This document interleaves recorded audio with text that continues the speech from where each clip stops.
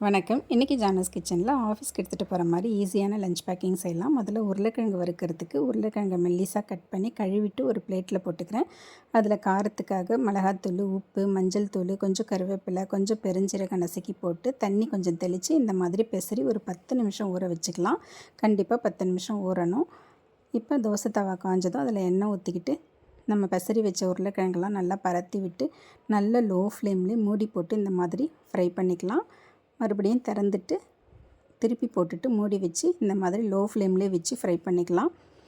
கடைசியாக கொஞ்சமாக கொத்தமல்லி தழை சேர்த்துக்கலாம். அவ்வளோதாங்க, ஒரு ஸ்பைசியான உருளைக்கிழங்கு வறுவல் ரெடி ஆகிடுச்சு.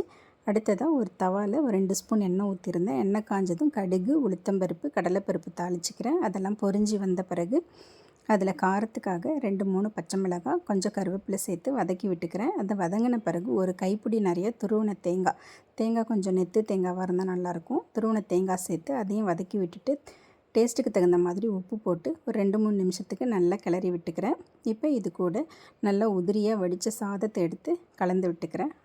கடைசியாக கொஞ்சம் கொத்தமல்லி தழையும் சேர்த்துக்கிறேன். அவ்வளோதாங்க, ஒரு டேஸ்ட்டான தேங்காய் சாதம் ரெடி ஆகிடுச்சு.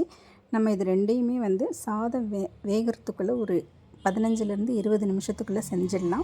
ரொம்ப ஈஸியான ரெசிபி, டேஸ்ட்டாகவும் இருக்கும். மதிய நேரத்தில் ஆஃபீஸ் போகிறவங்களுக்குலாம் எடுத்துகிட்டு போகிறதுக்கு ரொம்ப வசதியாக இருக்கும். குயிக்காக செஞ்சு முடிச்சிடலாம். இந்த தேங்காய் சாதத்துக்கும் உருளைக்கிழங்கு வறுவலுக்கும் மேட்சிங்காக இருக்கும். தேங்க்ஸ் ஃபார் வாட்சிங்.